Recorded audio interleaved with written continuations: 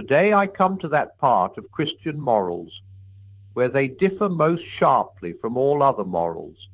There is one vice of which no man in the world is free, which everyone in the world loathes when he sees it in someone else, and of which hardly any people except Christians ever imagine that they are guilty themselves. I have heard people admit that they are bad-tempered, or that they cannot keep their heads about guise or drink, or even that they are cowards. I do not think I have ever heard anyone who was not a Christian accuse himself of this vice. And at the same time, I have very seldom met anyone who was not a Christian who showed the slightest mercy to it in others. There is no fault which makes a man more unpopular, and no fault which we are more unconscious of in ourselves. And the more we have it ourselves, the more we dislike it in others. The vice I'm talking of is pride or self-conceit, and the virtue opposite to it in Christian morals is called humility. You may remember when I was talking about sexual morality, I warned you that the center of Christian morals did not lie there. Well, now we have come to the center. According to Christian teachers, the essential vice, the utmost evil, is pride. Unchastity, anger, greed, drunkenness, and all that are mere flea bites in comparison. It was through pride that the devil became the devil. Pride leads to every other vice. It is the complete anti-God state of mind. Does this seem to you exaggerated? If so, think it over. I pointed out a moment ago that the more pride one had, the more one disliked pride in others. In fact, if you want to find out how proud you are, the easiest way is to ask yourself, how much do I dislike it when other people snub me, or refuse to take any notice of me, or shove their oar in, or patronize me, or show off? The point is that each person's pride is in competition with everyone else's pride. It is because I wanted to be the big noise at the party that I am so annoyed at someone else being the big noise. Two of a trade never agree. Now what you want to get clear is that pride is essentially competitive, is competitive by its very nature, while the other vices are competitive only. So to speak, by accident, pride gets no pleasure out of having something, only out of having more of it than the next man. We say that people are proud of being rich, or clever, or good-looking, but they are not. They are proud of being richer, or cleverer, or better-looking than others. If everyone else became equally rich, or clever, or good-looking, there would be nothing to be proud about. It is the comparison that makes you proud, the pleasure of being above the rest. Once the element of competition is gone, pride is gone. That is why I say that pride is essentially competitive in a way the other vices are not. The sexual impulse may drive two men into competition if they both want the same girl, but that is only by accident. They might just as likely have wanted two different girls. But a proud man will take your girl from you, not because he wants her, but just to prove to himself that he is a better man than you. Greed may drive men into competition if there is not enough to go round, but the proud man, even when he has got more than he can possibly want, will try to get still more just to assert his power. Nearly all those evils in the world which people put down to greed or selfishness are really far more the result of pride. Take it with money. Greed will certainly make a man want money for the sake of a better house, better holidays, better things to eat and drink. But only up to a point. What is it, Dial, makes a man with $10,000 a year anxious to get $20,000 a year? It is not the greed for more pleasure. $10,000 will give all the luxuries that any man can really enjoy. It is pride, the wish to be richer than some other rich man, and, still more, the wish for power. For of course power is what pride really enjoys. There is nothing makes a man feel so superior to others as being able to move them about like toy soldiers. What makes a pretty girl spread misery wherever she goes by collecting admirers? Certainly not her sexual instinct. That kind of girl is quite often sexually frigid. It is pride. What is it that makes a political leader or a whole nation go on and on demanding more and more? Pride. Again. Pride is competitive by its very nature.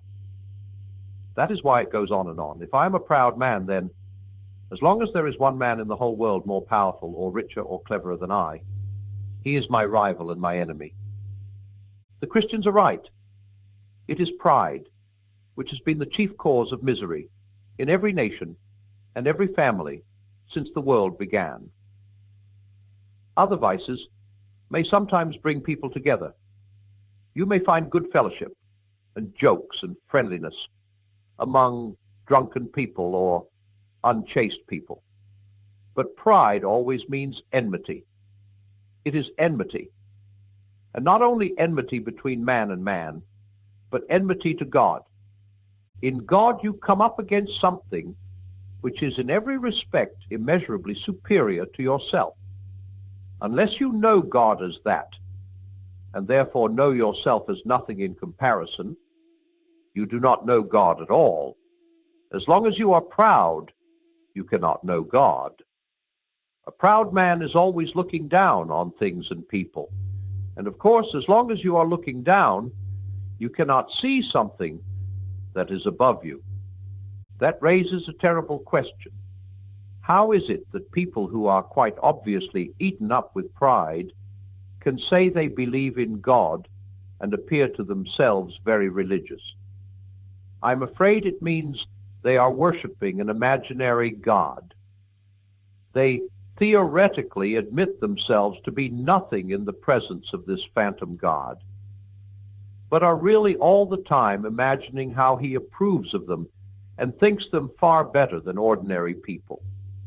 That is, they pay a penny worth of imaginary humility to him and get out of it a pound's worth of pride towards their fellow men. I suppose it was of those people Christ was thinking when he said that some would preach about him and cast out devils in his name, only to be told at the end of the world that he had never known them. And any of us may at any moment be in this death trap. Luckily, we have a test. Whenever we find that our religious life is making us feel that we are good, above all, that we are better than someone else, I think we may be sure that we are being acted on, not by God, but by the devil. The real test of being in the presence of God is that you either forget about yourself altogether or see yourself as a small, dirty object. It is better to forget about yourself altogether. It is a terrible thing that the worst of all the vices can smuggy itself into the very center of our religious life. But you can see why. The other and less bad vices come from the devil working on us through our animal nature. But this does not come through our animal nature at all. It comes direct from hell. It is purely spiritual. Consequently, it is far more subtle and deadly. For the same reason, pride can often be used to beat down the simpler vices. Teachers, in fact, often appeal to a boy's pride, or, as they call it, his self-respect, to make him behave decently. Many a man has overcome cowardice or lust or ill temper by learning to think that they are beneath his dignity. That is, by pride. The devil laughs. He is perfectly content to see you becoming chaste and brave and self-controlled, provided all the time he is setting up in you the dictatorship of pride, just as he would be quite content to see your chilblains cured if he was allowed in return to give you cancer. For pride is spiritual cancer. It eats up the very possibility of love, or contentment, or even common sense. Before leaving this subject, I must guard against some possible misunderstandings. 1. Pleasure in being praised is not pride. The child who is patted on the back for doing a lesson well, the woman whose beauty is praised by her lover, the saved soul to whom Christ says, "Well done," are pleased and ought to be. For here the pleasure lies not in what you are, but in the fact that you have pleased someone you wanted and rightly wanted to please. The trouble begins when you pass from thinking, "I have pleased him, all is well," to thinking, "What a fine person I must be to have done it." The more you delight in yourself, and the less you delight in the praise, the worse you are becoming. When you delight wholly in yourself, and do not care about the praise at all, you have reached the bottom. That is why vanity, though it is the sort of pride which shows most on the surface, is really the least bad and most pardonable sort. The vain person wants praise, applause, admiration, too much, and is always angling for it. It is a fault, but a childlike and even, in an odd way, a humble fault. It shows that you are not yet completely contented with your own admiration. You value other people enough to want them to look at you. You are, in fact, still human. The real black diabolical pride comes when you look down on others so much that you do not care what they think of you. Of course, it is very right, and often our duty, not to care what people think of us, if we do so for the right reason, namely, because we care so incomparably more what God thinks. But the proud man has a different reason for not caring. He says, "Why should I care for the applause of that rabble, as if their opinion were worth anything? And even if their opinions were of value, am I the sort of man to blush with pleasure at a compliment, like some chit of a girl at her first dance? No, I am an integrated adult personality. All I have done has been done to satisfy my own ideals, or my artistic conscience, or the traditions of my family, or in a word, because I'm that kind of chap. If the mob like it, let them. They're nothing to me." In this way, real thoroughgoing pride may act as a check on vanity, for as I said a moment ago, the devil loves curing a small fault by giving you a great one. We must try not to be vain, but we must never call in our pride to cure our vanity. Better the frying pan than the fire. 2. We say in English that a man is proud of his son, or his father, or his school or regiment, and it may be asked whether pride in this sense is a sin. I think it depends on what exactly we mean by proud of. Very often in such sentences the phrase "is proud of" means has a warm-hearted admiration for. Such an admiration is, of course, very far from being a sin, but it might perhaps mean that the person in question gives himself airs on the ground of his distinguished father, or because he belongs to a famous regiment. This would clearly be a fault, but even then it would be better than being proud simply of himself. To love and admire anything outside yourself is to take one step away from utter spiritual ruin.